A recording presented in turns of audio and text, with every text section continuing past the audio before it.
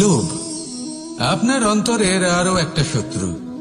দেখতে গেলে এটা একটা শব্দ, একটা সংস্কৃত শব্দ, লব ধাতু থেকে উৎপন্ন হয়েছে। এর অর্থ কিছু লাভ করা। কিছু লাভ করা অনুচিত নয়, আরো কিছু লাভ করাও অনুচিত নয়, কিন্তু সব থেকে বেশি আমি লাভ করব, আমি আরো চাই, আরো বেশি চাই, আরো বেশি পেতে চাই, এটাই হলো লোভ। আর এই লোভ যখন গ্রাস করে তখন আপনি যা পেতে চান, সে ধনই হোক বা মানই হোক, তা অর্জন করার জন্য মানুষ যে কোনো স্তরে পৌঁছে যেতে পারে। যদি মানুষ ধন অর্জন করতে চান তাহলে তার জন্য তারা অধর্মের পথেও চলতে পারেন। যদি সম্মান অর্জন করতে চান তাহলে অন্য মানুষকে ছোটও করতে পারেন। শেষ পর্যন্ত আপনার এটা মনে হতে পারে যে যদি একটু অল্পই প্রাপ্ত করতাম কিন্তু ভালোবেসে প্রাপ্ত করতাম, এই জীবন আরো অনেক বেশি সুখী হতো। লোভ আপনার জীবনে, আপনার মনে কখন যে প্রবেশ করবে সেটা আপনি জানতেও পারবেন না। তাই এটা চিনতে শিখুন আর তৎক্ষণাৎ জীবন থেকে বাইরে ফেলে দিন। যা কিছু লাভ করতে চান তা ভালোবেসে লাভ করুন, আর সেই ভালোবাসার সাথেই বলুন রাধা রাধা। যোগাসন। যোগাসনে আসন অত্যন্ত গুরুত্বপূর্ণ। এবার আমি বলবো সবথেকে শ্রেষ্ঠ আসন কোনটি। আশ্বাস। নিজেকে আশ্বস্ত করতে থাকুন যে আমি আছি, সব ঠিক হবে, যা হচ্ছে ভালোর জন্য হচ্ছে। এই আশ্বাস আপনাকে জীবনে এমন ধনাত্মক বিশ্বাস দেবে যে আপনি বড় বড় সমস্যার সমাধান করতে পারবেন। এবার যদি কথা বলি সবথেকে কঠিন সময়ের, তাহলে সেটা হলো বিচ্ছেদের।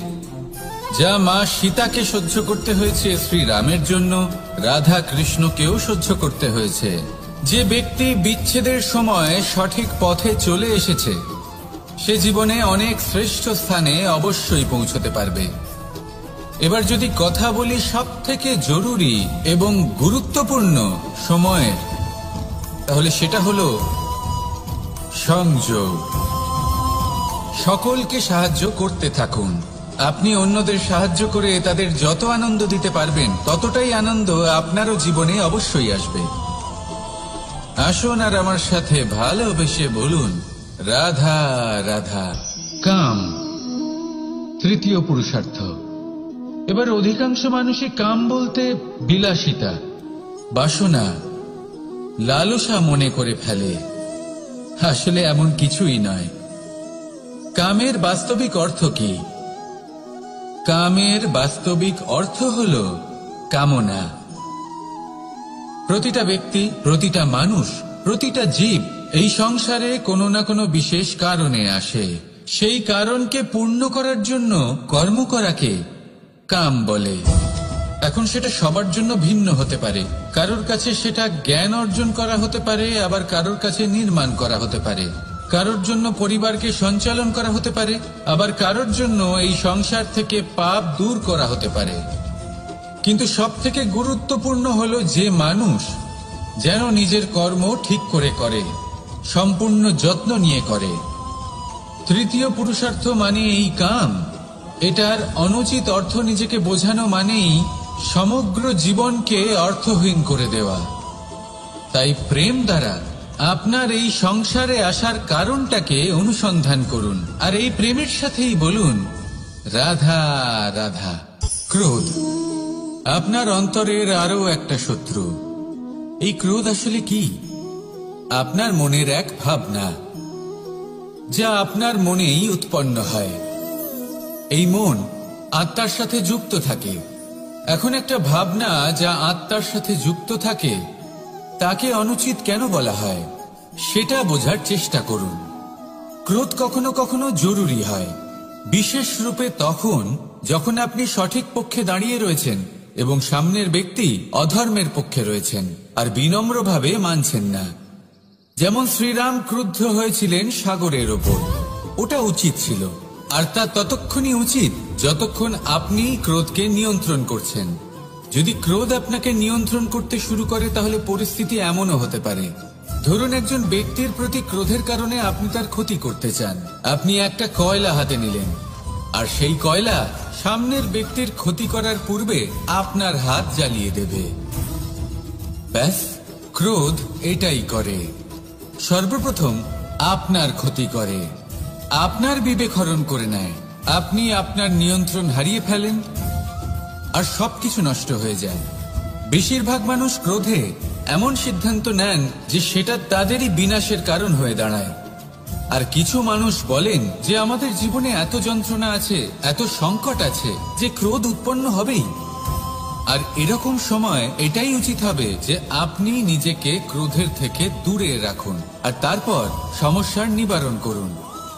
আর এই নিবারণই আপনার জীবনকে একটা শ্রেষ্ঠ স্তরে পৌঁছে দেবে। তাহলে ক্রোধ থেকে দূরে থাকুন, সুপ্রসন্ন থাকুন, আর আমার সাথে ভালোবেসে বলুন, রাধা রাধা। জীবনে যখন কোনো ব্যক্তি নিজের লক্ষ্য প্রাপ্তির জন্য নিরন্তর পরিশ্রম করতে থাকেন, চেষ্টা করতে থাকেন, তখন তিনি কষ্ট অনুভব করেন। কখনো শারীরিক কষ্ট, কখনো মানসিক কষ্ট। এবার উনি এটা ভাবতে থাকেন যে আমি কি উচিত করছি নাকি অনুচিত করছি। কারণ অন্যদিকে এমন একজন ব্যক্তিও আছেন যিনি একদমই পরিশ্রম চেষ্টা করছেন না। তিনি মদিরা পান করেন, বিলাসিতায় জীবন কাটান, অলস প্রকৃতির হয়ে ওঠেন, নিদ্রাতে বিলীন হয়ে থাকেন, আর ভাবেন যে তিনি সুখ লাভ করছেন। কিন্তু এরকম কেন হয়? কারণ যখন আমরা সৎ পথে থাকি, উচিত পথে চলি, লক্ষ্য প্রাপ্ত করার জন্য চেষ্টা করতে থাকি, তখন আমাদের ভেতরে থাকা নেতিবাচক শক্তি এবং পাপ এই দেহকে ত্যাগ করে দেয়। আর এই অনুভূতিটাই আমাদের দুঃখের অনুভূতি দেয়, কষ্ট দেয়। এবার সেখানে যদি আমরা কুপথে চলি, অনুচিত পথে চলতে থাকি, তাহলে আমাদের ভেতরে থাকা পুণ্য এবং ধনাত্মক শক্তি আমাদের দেহ ত্যাগ করে দেয়। আর এই অনুভূতির কারণেই আমরা সুখ অনুভব করি। কিন্তু কখনো ভাববেন যে এই সুখ বেশি সময় পর্যন্ত থাকে না। সেই জন্য সবসময় মনে রাখবেন, যদি আপনি জানেন যে এটাই আপনার লক্ষ্য, এটাই উচিত পথ, শুভ পথ, তাতে নিরন্তরভাবে এগিয়ে যেতে চেষ্টা করতে থাকুন। এই কষ্ট আপনাকে সুখের পরাকাষ্ঠায় কখন পৌঁছে দেবে তা আপনি জানতেই পারবেন না। আসুন আমার সাথে ভালোবেসে বলুন, রাধা রাধা। ঈর্ষা আমাদেরই মনে বসবাস করা আরো একটা শত্রু। তবে এই শত্রু কখনো কখনো আমাদের জন্য লাভদায়কও হতে পারে। কিন্তু যদি আমরা সতর্ক না থাকি, তাহলে সেটা ততটাই ঘাতক হয়ে উঠতে পারে। যদি আপনার কোনো প্রতিদ্বন্দ্বী থেকে থাকে যে এগিয়ে চলেছে, তাকে দেখে আপনার মনে ঈর্ষা উৎপন্ন হয়, আর ঈর্ষাবশত আপনি নিরন্তর চেষ্টা করতে থাকেন, পরিশ্রম করতে থাকেন সামনে এগোনোর জন্য, তাহলে তার দ্বারা আপনার বিকাশই হবে। কিন্তু যদি আপনি নিজের বিরোধীকে শেষ করতে দেওয়ার জন্য অগ্রসর হন, তাকে বিনাশ করার জন্য অগ্রসর হন, তাহলে এই ঈর্ষা প্রথমে আপনার বিনাশ অবশ্যই করবে। একটা কথা আছে, এটা পশু প্রবৃত্তি, আপনি শুধুই নিজের বিকাশের কথা ভাববেন। তিনিই হলেন প্রকৃত মানুষ, যিনি অন্য মানুষের জন্য প্রাণও দিতে পারেন। এই ঈর্ষা যদি আপনাকে বিকাশের পথে নিয়ে যেতে পারে, তাহলে খুবই ভালো। যদি আপনাকে অন্য কাউকে বিনাশ করে দেওয়ার পথে অগ্রসর করে, তাহলে তার থেকে দূরে থাকাই ভালো। যেমন ধরুন, আপনার কাছে একটা সূচ আছে, যার দ্বারা আপনি ছেঁড়া কাপড়ও সেলাই করতে পারবেন, বা অন্য কারোর পাত্রে ছিদ্রও করে দিতে পারবেন। আপনি কি চাইবেন, নিজের বিকাশ নাকি অন্য কারোর বিনাশ? সিদ্ধান্ত আপনারই। আসুন আর আমার সাথে ভালোবেসে বলুন, রাধা রাধা। পঞ্চম তত্ত্ব, আকাশ, নব, ব্যোম। আসলে কোন ভ্রম নাকি সত্য? ভ্রম তো হতে পারে না, কারণ ভ্রমের মধ্যে কেউ বাঁচতেই পারে না। আর যদি সত্য হয় তাহলে এতটাই বিশাল যে আমাদের চোখের থেকে, আমাদের ইন্দ্রিয়ের থেকে, আমাদের মস্তিষ্কের থেকে, আমাদের চিন্তা ভাবনার থেকেও অনেক ঊর্ধ্বে, যাকে আমরা বুঝতেই পারি না। এটা যতটাই বিশাল আকার ঠিক ততটাই সরল। এই আকাশ যতই অন্ধকারাচ্ছন্ন ততটাই আলোর প্রকাশ প্রদান করে থাকে। দেখতে গেলে এ হলো জীবনের সঞ্চালক, কিন্তু যদি ক্রুদ্ধ হয়ে যায় তাহলে প্রাণ কেড়ে নিতেও দ্বিধা বোধ করে না। এই আকাশ শুধুমাত্র পৃথিবী লোক নয়, বরং এই সমগ্র ব্রহ্মাণ্ডকে, এই সমগ্র সৃষ্টিকে, এর প্রত্যেকটা তারাকে, প্রত্যেকটা গ্রহকে একটা বিশেষ স্থান প্রদান করে। এর নিজের কোনোই অস্তিত্ব নেই, কিন্তু সকলকে অস্তিত্ব প্রদান করে। এটাই হলো এই আকাশের মাহাত্ম্য। এই আকাশে হলো মাহাত্ম্যের প্রতিরূপ, যা আমাদের ভাবনা দ্বারা উৎপন্ন হয়। আপনিও আকাশের মতো এই বোধকে আপন করে নিন। আপনার জীবনও আকাশের মতন মহান এবং বিশাল হয়ে উঠবে। আর তখনই মন সুপ্রসন্ন হয়ে বলবে, রাধা রাধা। কামবোধ, এটাই আপনার অন্তরের প্রথম শত্রু। বেশিরভাগ মানুষই কামবোধ বলতে লালসা বোঝেন, কিন্তু এটা সম্পূর্ণ সত্য নয়। কামের আসল অর্থ হল কামনা। এটা খুবই সহজ ব্যাপার। মনুষ্য শরীর থাকলে, মানুষের মন থাকলে এই কামনা অবশ্যই থাকবে। এবার এটাই দেখতে হবে যে এই কামনা নেতিবাচক কামনা নাকি ইতিবাচক কামনা। অন্য কারোর জিনিসে নজর দেওয়া, অন্য কোনো মানুষের উপর নজর দেওয়া, কোনো অনুচিত বস্তুর দিকে নজর দেওয়া, এ নেতিবাচক কামনা। আর এই দুষ্কামনা মানুষকে দিয়ে অপকর্ম করাবেই করাবে। তাই মনে রাখবেন, যে ব্যক্তি নিজের কামনাকে নিয়ন্ত্রণে রাখতে পারেন তিনি সঠিক পথেও থাকেন, সঠিক লক্ষ্যে পৌঁছতেও পারেন। যিনি কামনা নিয়ন্ত্রণে রাখতে পারেন না তিনি তার পথও হারিয়ে ফেলেন এবং লক্ষ্যচ্যুতও হন। তাই মনে রাখবেন, নিজের কামনাগুলিকে নিয়ন্ত্রণে রাখুন। কাম নামক এই শত্রুর ওপর বিজয় লাভ করুন। আর আমার সাথে ভালোবেসে বলুন, রাধা রাধা। বায়ু পঞ্চতত্ত্বের মধ্যে তৃতীয় তত্ত্ব। কেউ একে সমীর বলে, আবার কেউ একে পবন বলে। প্রথম কথা হলো এটাই যে এই বায়ু আমাদের জীবন দান করে প্রতিদিন, প্রত্যেক মুহূর্তে। এই বায়ুর কারণেই আমরা নিঃশ্বাস নিতে পারি, জীবিত থাকতে পারি। এই বায়ুই হলো সেই যা সকল মেঘেদের একত্রিত করে একটি স্থানে আর বর্ষা ঘটায়। আর এই বর্ষার কারণেই এই ধরিত্রীতে অন্ন উৎপন্ন হয়। এই বায়ুকে দেখুন, কখনো এতটা সৌম্য যে আপনার কোনোই তফাৎ বোধ হয় না, আর কখনো কখনো এমন রূপ ধারণ করে ফেলে যে অনেক বড় বড় পর্বতের আকার পর্যন্ত বদলে ফেলে। এটাই হলো বায়ুর বিশেষত্ব। বায়ু শেখায় যে সময়ের সাথে সাথে বইতে থাকো, সকলকে জীবন দান করো, সকলকে সাহায্য করো, কিন্তু যখন বিপদ সামনে আসবে তখন দৃঢ় হয়ে সম্মুখীন হও। বাধা অনুযায়ী নিজেকে গড়ে নিতে হবে। আর কখন কতটা কঠোর হতে হবে আর কখন কতটা সৌম্য হতে হবে, এটা বায়ুকে দেখে শিখুন। আর আমার সাথে ভালোবেসে বলুন, রাধা রাধা। অগ্নি চতুর্থ তত্ত্ব, সব থেকে বেশি গুরুত্বপূর্ণ কিন্তু তার থেকেও বেশি ভয়াবহ। কখনো অগ্নিকে নিয়ন্ত্রিত রূপে উনুনে জ্বলতে দেখেছেন? এই অগ্নি আমাদের খাবার বানাতে সাহায্য করে, যা আমাদের শক্তি প্রদান করে।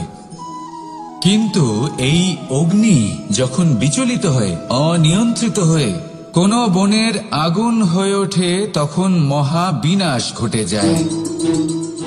আপনারই অন্তরের ঊর্জা হলো এই অগ্নি। এটা আপনার শক্তিও, আপনার ক্রোধ।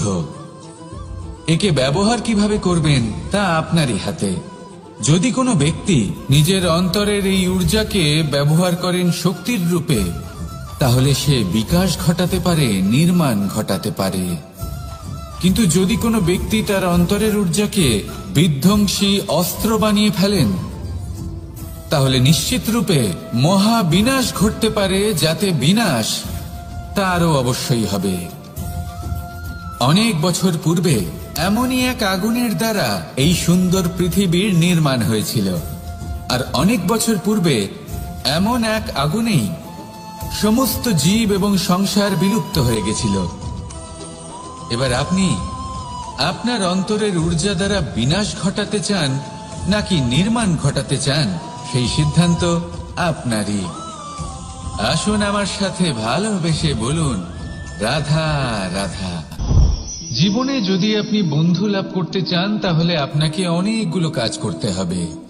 প্রথমে একজন যোগ্য পাত্র সন্ধান করতে হবে, তারপর তার সাথে সময় কাটাতে হবে, সুখ দুঃখে তার সাথে থাকতে হবে, তবে গিয়ে সে বন্ধু হবে।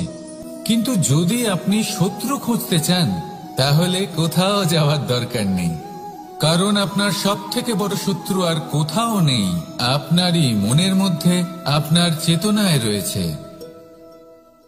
ক্রোধ, মোহ, লোভ, কাম, মদ, মাৎসর্য, এ এমন 6 সব থেকে বড় শত্রু, যা আপনার আগামী 7 জন্ম নষ্ট করে দিতে পারে, যদি আপনি এদের না সামলাতে পারেন। এবার এদের সাথে যদি যুদ্ধ করতে হয়, তাহলে একটা মহাভারতের মতো দেখুন, যেখানে অর্জুনও আপনি আর কৃষ্ণও সেই আপনি। কারণ এই যুদ্ধ আর অন্য কারোর সাথে নয়, বরং নিজের সাথে।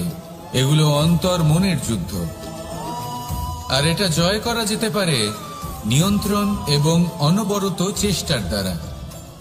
তাই এটাই করুন, এই 6 শত্রুকে পরাজিত করুন এবং আমার সাথে ভালোবেসে বলুন, রাধা রাধা।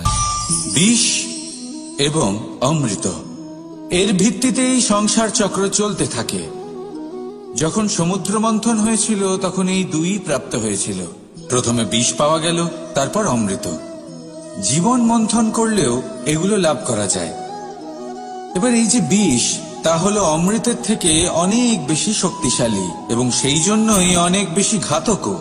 এবার বোঝার চেষ্টা করি এই বিষ আসলে কি।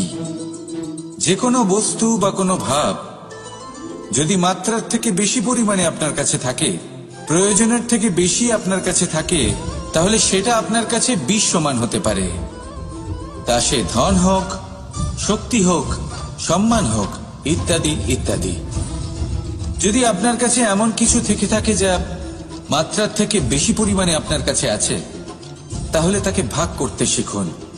যদি আপনি ভাগ করতে শিখে যান, তাহলে এই বিষই আপনার জন্য অমৃতে পরিণত হবে, আর তাদের কাছেও অমৃত সমান হয়ে উঠবে যাদের এই সাহায্যের প্রয়োজন। তাহলে ভাগ করে নিতে শিখুন আর আমার সাথে ভালোবেসে বলুন, রাধা রাধা। বেশিরভাগ মানুষই এই কথা জানেন যে আমাদের শরীর 5টি তত্ত্ব দ্বারা নির্মিত, যাকে আমরা পঞ্চতত্ত্ব বলি। জল, অগ্নি, বায়ু, ধরিত্রী এবং আকাশ। এবার এই কথা আমরা সকলে জানি, কিন্তু এগুলোর সাথে কিছু গুণ জড়িয়ে রয়েছে যেগুলো আমরা দেখতে পাই না।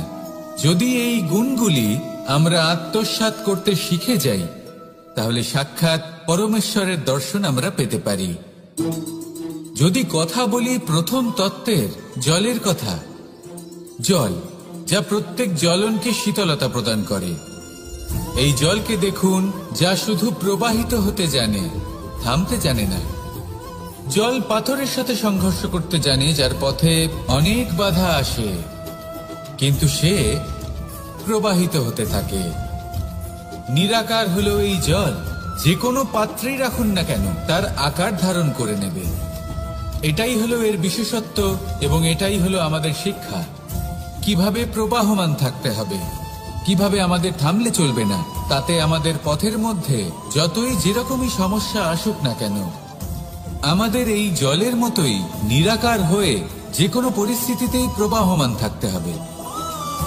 এই শিক্ষাই জলের থেকে লাভ করুন আর আমার সাথে ভালোবেসে বলুন, রাধা রাধা। মন, জীবনে যখনই কোনো বস্তু বা সুখ স্বাচ্ছন্দ্য অধিক মাত্রায় আপনার কাছে চলে আসে, তখন নিজেকে শ্রেষ্ঠ মনে করার একটা প্রবণতা দেখা যায়, যা হয় আত্মবিশ্বাসে পরিণত হয়, নয়তো অহংকারে। এবার আত্মবিশ্বাস আর অহংকারের মধ্যে অনেক বড় পার্থক্য রয়েছে। আমি এটা করতে পারি, আমি ওটাও করতে পারি, এ হলো আত্মবিশ্বাস। শুধুমাত্র আমি এটা করতে পারি, শুধুমাত্র আমি ওটাও করতে পারি, আমি হলাম সর্বশ্রেষ্ঠ, এটা হলো অহংকার। এবার এই অহংকার এর ধ্বনি অনেক দূর প্রবাহিত হয়, আর এর প্রহার সর্বপ্রথম আপনাকে বিপর্যস্ত করে। এবার এই অহংকার এর বিপরীত শব্দ হলো বিনয়, অর্থাৎ নিজের ঊর্ধ্বে উঠে অন্যের বিষয়ে ভাবনা চিন্তা করা, সংসারের বিষয়ে ভাবা। এই বিনয়ী হবার চেষ্টা করুন, একের থেকে অনেক হওয়ার চেষ্টা করুন এবং একসাথে থাকার চেষ্টা করুন। নিশ্চিত রূপেই আপনি বিকাশের কারণ হবেন। মত্ততা থেকে নিজেকে দূরে রাখুন, অহংকার থেকে নিজেকে দূরে রাখুন। এই মন প্রসন্ন হয়ে বলবে, রাধা রাধা। মানুষ বড়ই বিচিত্র প্রাণী। অধিক থেকে অধিকতর ধন লাভ করার চেষ্টায় নিজের শরীরকে নষ্ট করে ফেলেন, নিজের শক্তি হারিয়ে ফেলেন, নিজের সামর্থ্য হারিয়ে ফেলেন। আর যে ধন লাভ করেন সেটা কোথায় যায়? সেই শক্তি, সেই সামর্থ্যকে আবার ফিরে পাওয়ার জন্য। আর কিছু মানুষ জীবন এমন ভাবে যাপন করেন যেন তা কখনোই শেষ হবে না, কিন্তু শেষ তো সবারই হবে। আর যখনই শেষটা কাছে চলে আসে, তখন মানুষ এটা বুঝতে পারেন যে সে জীবনকে উপভোগ করেননি। তার কারণটা কি? লালসা। এই লালসা জন্ম দেয় লোভকে, আর এই লোভ জন্ম দেয় আপনারই বিনাশকে। সেই জন্য আজ আপনার কাছে যা কিছু আছে, যেমনটা আছে, তার সাথে জীবন যাপন করুন, পূর্ণরূপে যাপন করুন। আপনার কাছে যতই ধন, শক্তি, মান থাকুক, তা সবার মধ্যে ভাগ করতে শিখুন। ভাগ করলে ভালোবাসা বাড়ে, আর এই ভালোবাসা দ্বারা জীবন আরো সুখময় হয়ে ওঠে। তাহলে আসুন আর আমার সাথে ভালোবেসে বলুন, রাধা রাধা। পঞ্চতত্ত্বের মধ্যে দ্বিতীয় তত্ত্ব হল ধরণী, ভূমি, যাকে আমরা ধরণী মাতা বলি। এই ধরণী ধৈর্য ধারণ করে, আর এর ওপরেই আমাদের সমগ্র সংসার নির্ভরশীল। কারণ এই ভূমি সহ্য ক্ষমতা রাখে, এর সহ্য ক্ষমতা হলো অপরিসীম। সন্তান যতই আঘাত প্রদান করুক না কেন, প্রেম পূর্বক সহ্য করে, আর তার বদলে অমূল্য রত্ন প্রদান করে।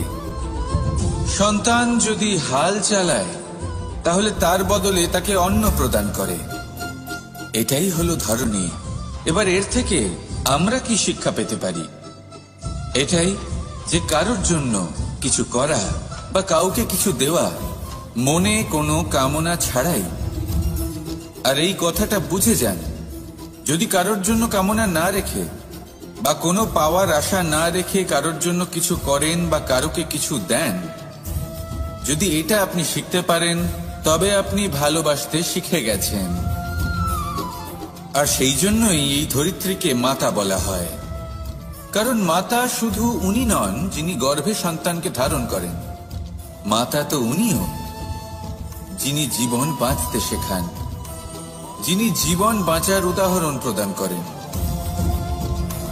তাহলে ধরণীর থেকে এই নিঃস্বার্থ ভাব শিখুন, নিঃস্বার্থ ভালোবাসা শিখুন, আর এই ভালোবাসার সাথেই বলুন, রাধা রাধা।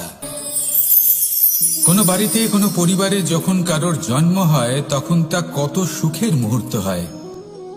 সেই ছোট্ট সন্তান যখন কিছুটা বড় হয়, সে হাঁটার চেষ্টা করে, আর সেই প্রক্রিয়াতেও খুব বড় একটা শিক্ষা লুকিয়ে রয়েছে, ফেলে দেওয়া। যখন আপনি হাঁটতে চান, সামনে এগোতে চান, তখন আপনি কি করেন? নিজের পায়ের তলার যে মাটি, তাকে আপনি পেছনে ঠেলে দেন। ব্যাস, এই একই জিনিস তো জীবনেও শিখতে হবে। এবার যদি আপনি জ্ঞানের পথে অগ্রসর হতে চান, তাহলে অজ্ঞানতাকে পেছনে সরিয়ে দিতে হবে। যদি আপনি প্রকাশের দিকে এগোতে চান তাহলে অন্ধকারকে পেছনে সরিয়ে দিতে হবে। যদি আপনি ভবিষ্যতে সফল হতে চান তাহলে অতীতের যে অসফলতাগুলিকে পেছনে সরিয়ে দিতে হবে। যে জল বইতে বইতে থেমে যায় তাকে আমরা নালা বলে থাকি, তার থেকে দুর্গন্ধ বের হয়। কিন্তু যে জল বইতেই থাকে তাকেই আমরা পবিত্র জল বলি। তাহলে আপনিও কর্ম করতে থাকুন, কখনো থামবেন না। আর আমার সাথে ভালোবেসে বলুন, রাধা রাধা। আলস্য আপনার আরো একটা অত্যন্ত বড় শত্রু, যা আপনার মনের মধ্যে বসবাস করে আর ধীরে ধীরে আপনার কার্য শরীরের একটা অংশ হয়ে ওঠে। সব কাজে দেরি করিয়ে দেয়, সবকিছু নষ্ট করে দিতে পারে এই আলস্য। এই কাজ আজকে হলো না, কোনো ব্যাপার নয়, কালকে করে নেব। প্রকৃতি আমাদের এটা শেখায় না। ভেবে দেখুন, যদি সূর্য এটা ভাবে যে কাল উদিত হব না, কিছুদিন পরে উদয় হব, তাহলে কি হবে? সমগ্র পৃথিবীর বিনাশ হয়ে যাবে, ঠিক কিনা? দেখুন, এই আলস্য নিয়ে খুব সুন্দর একটা কথা আছে, আলস্যস্য কুত বিদ্যা। অর্থাৎ যিনি অলস হয়ে বসে থাকেন তিনি বিদ্যা লাভ করেন না, জ্ঞান লাভ করেন না। আর জ্ঞান না থাকলে তিনি ধন অর্জন করতে পারেন না। তার জীবনে সুখ স্বাচ্ছন্দ্যের অভাব থাকে, বন্ধুর অভাব থাকে। যেখানে সুখ স্বাচ্ছন্দ্য নেই, মিত্র নেই, আপনজন নেই, জ্ঞান নেই, সেখানে আনন্দ কিভাবে বাস করতে পারে? সেই জন্য কথায় আছে, যিনি কর্ম করেন তিনি এই সংসারে যে কোনো সুখ স্বাচ্ছন্দ্য ভোগ করতে পারেন। তাই কর্ম করুন, সময়কে সম্মান করুন, আর এই আলস্যের উপর বিজয় লাভ করুন। আর আমার সাথে ভালোবেসে বলুন, রাধা রাধা।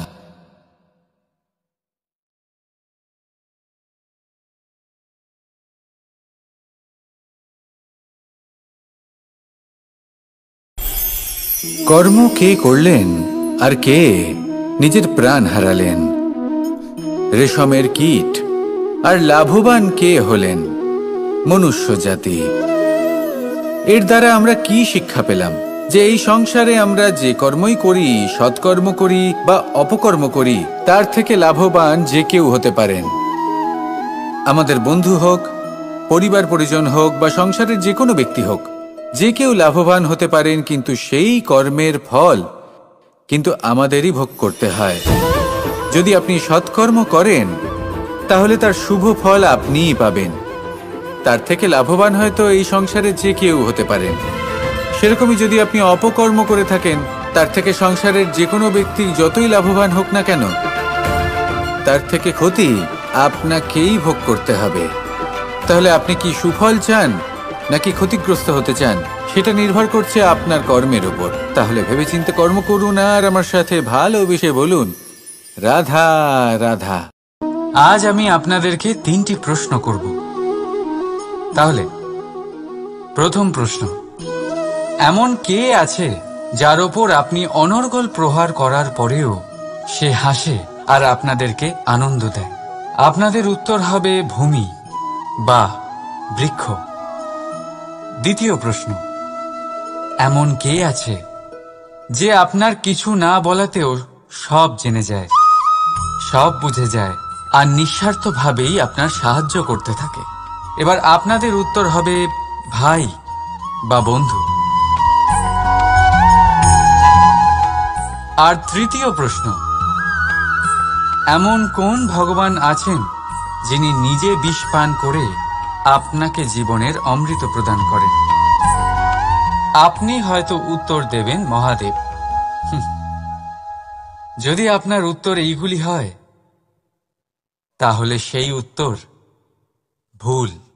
এই সমস্ত প্রশ্নের একটাই সঠিক উত্তর আছে, আর তা হল মা। স্তন্য পান করার সময় আপনি পা দিয়ে কত তাকে মেরেছেন, কিন্তু তাও উনি হাসি মুখে আপনাকে আশীষ দিতে থেকেছেন। আপনি কিছু না বললেও উনি সব জেনে যান। আর এই জীবনের কঠিন পরিস্থিতির বিষ পান করে আপনাকে সুখের অমৃত দেন। এই জীবনে আপনি যাই করে নিন না কেন, মায়ের ঋণ কখনো পরিশোধ করতে পারবেন না। যদি কিছু করতে চান তবে জীবনের আনন্দের মধ্যে, অনুভূতির মধ্যে আর ধন্যবাদের মধ্যে নিজের মাকে মনে রাখবেন। আর আমার সাথে ভালোবেসে বলবেন, রাধা রাধা।